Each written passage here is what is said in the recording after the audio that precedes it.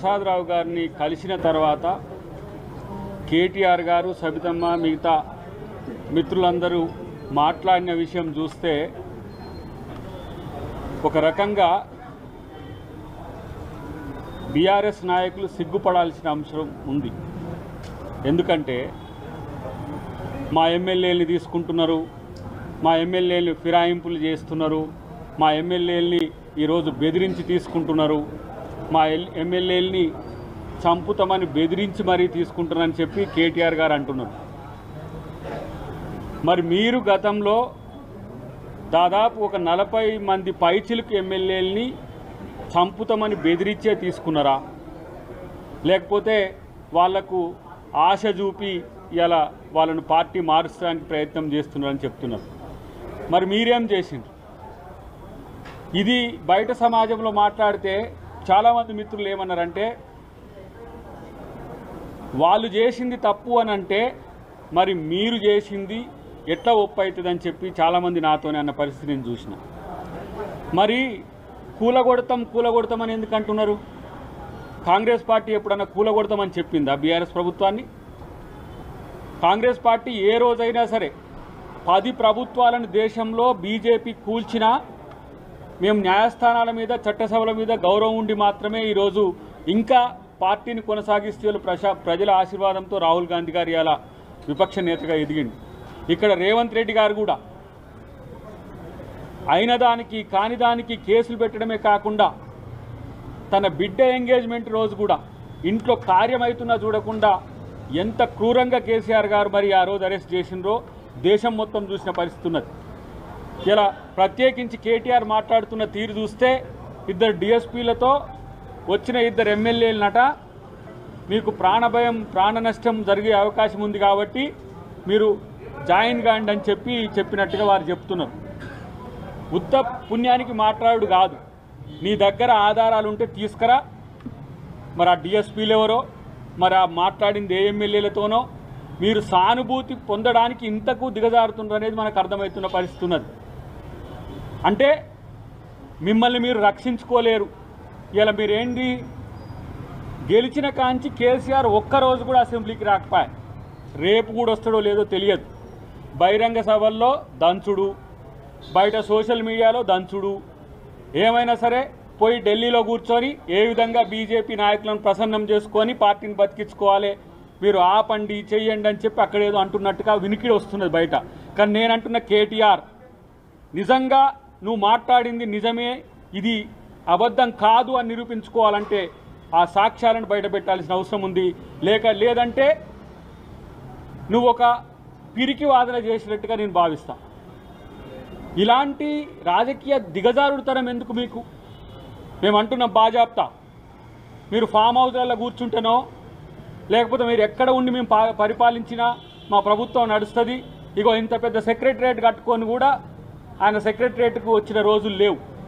పోయి ఇంట్లో కూర్చోనో పరిపాలన, లేకపోతే ఫామ్ హౌస్లో కూర్చోనో, లేదంటే తానొక్కడే అంతా అయి పరిపాలిస్తేనో కాదు. ఇప్పుడు విపక్ష నేతగా ఉన్నప్పుడు ప్రజా సమస్యల మీద కొట్లాడాల్సిన అవసరం ఉంటుంది. అలాంటి పరిస్థితుల్లో ఆయన కొట్లాడడం పక్కన పెట్టేసి మా ఎమ్మెల్యేలు పెట్టుకోవద్దు, మా ఎమ్మెల్యేలు ఎడిపోవద్దు అంటారు. నేను అంటున్నా, నిన్న ముఖ్యమంత్రి గారు స్పష్టంగా చెప్పిండ్రు, మీరు కూల్చుతామంటే ఈ ప్రభుత్వం నిలబడాలని చెప్పి ఈరోజు ఎమ్మెల్యేలు వస్తున్న పరిస్థితి ఉన్నది. బీజేపీ ఆయన అంటాడు ఇదేమో కొసెల్లేదా ప్రభుత్వం అని అంటాడు. బీఆర్ఎస్లో కేటీఆర్ అన్నాడు కదా, మరి ఎట్లా నిలబడదో చెప్పమనండి కేటీఆర్ని. ఎవడు నీకు సమాచారం ఇచ్చిండో చెప్పమనండి, ఎవడు నీ వైపు వచ్చిండో చెప్పమనండి, మీకాయ వస్తాన్న ఎమ్మెల్యేల వివరాలు ఏదో చెప్పమనండి కేటీఆర్ని. కాబట్టి ఆ పవర్ పైన ఫ్రస్ట్రేషన్ కాదు, వాళ్ళకి ఏం చెయ్యాలనో దిక్కుదోచని స్థితిలో నేను అంటున్నాను. ఈ పార్టీ 39 సీట్లతో ఇవాళ ఎమ్మెల్యేలు గెలిచింది. ఎందుకు 0 వచ్చిందనేది ఎప్పుడైనా రివ్యూ చేసుకుంటా? మీరు 8 సీట్లు వచ్చిన ఎమ్మెల్యే సీట్లు వచ్చిన బీజేపీ 8 ఎంపీలు వచ్చినాయి. ఎటు షిఫ్ట్ అయింది ఓటు తెలియదా? మీరందరూ బీజేపీ గెలవడానికి ఎందుకు తగ్గినరో తెలియదా? రేపు ఇంకా తెలుస్తుంది. ఎంపీలుగా ఓడిపోయిన వాళ్ళు బయటకు వచ్చేటప్పుడు తెలుస్తుంది. మిమ్మల్ని మీరు ఆత్మహత్య చేసుకోవడానికి ప్రోత్సహించినట్టుగా పనిచేసి బీజేపీకి 8 సీట్లు వచ్చేటట్టు చేసి మీరు జీరోకి వచ్చి మీరు జీరో అయ్యి ఇంకా కాంగ్రెస్ పార్టీ మీద ఇలా అవాకులు చవాకులు పేలుతున్నారు. నేను అంటున్నా, ఇవాళ మీరు స్పీకర్ గారికి ఇచ్చిన దాంట్లో మిమ్మల్ని మీరు ఆత్మపరిశీలన చేసుకోండి. మొదటిసారి 5 మంది ఎమ్మెల్యేలు 6 ఎమ్మెల్సీల్ని మొత్తం తీసుకున్న పరిస్థితి, 12 మంది టీడీపీ ఎమ్మెల్యేలు తీసుకొని టీడీఎల్పీనే మొత్తం మర్జీ చేసుకున్న పరిస్థితి ఉన్నది.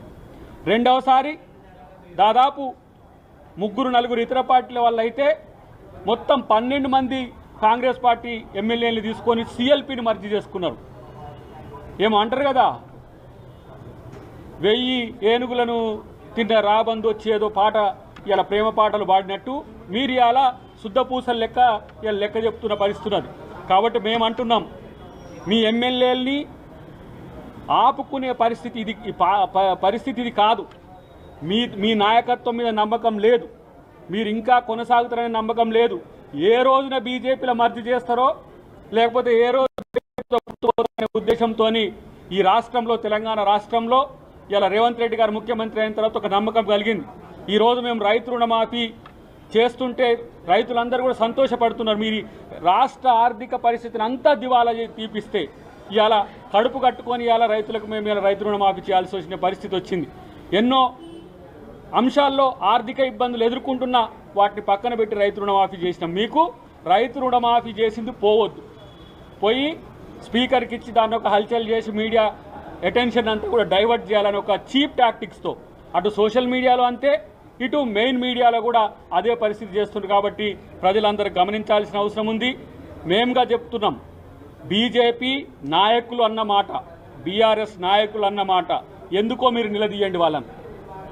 ఈ కాంగ్రెస్ ప్రభుత్వం 64 ఒక మిత్రపక్షమైన మిత్రుడు సిపిఐ నాయకుడు ఎమ్మెల్యే అయిండు, కొత్తగా మళ్ళీ గణేష్ అయిండు.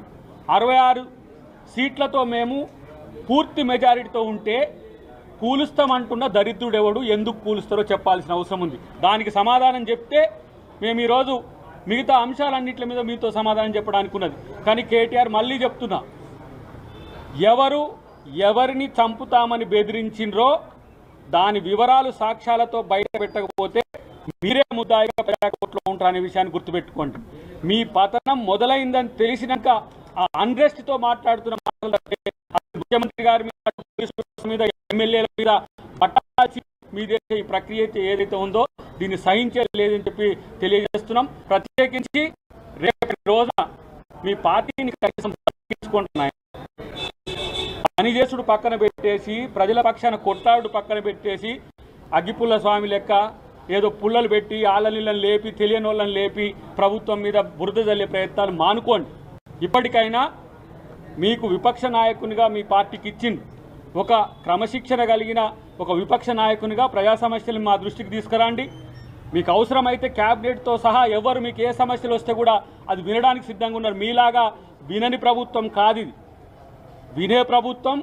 ప్రజలు ఏదైనా చెబితే వాటి గురించి ఆలోచించే ప్రభుత్వం. కాబట్టి మీరు ఇంకా ఓడిపోయే వాదనలతో ప్రజల ముందు పలచన కావద్దని చెప్పి మిత్రులకు నేను విజ్ఞప్తి చేస్తున్నా. ఎందుకు ఈ విజ్ఞప్తి అంటున్నా అంటే, పదే పదే పనికిరాని అంశాలను ఇవాళ తెర మీదకి తెస్తున్నారు. వాళ్ళు చేసిన తప్పులు కావట, మేము చేస్తే తప్పు అవుతుందట.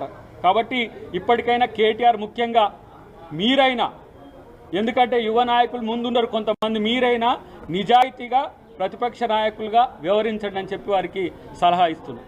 Thank you very much. ఒకటి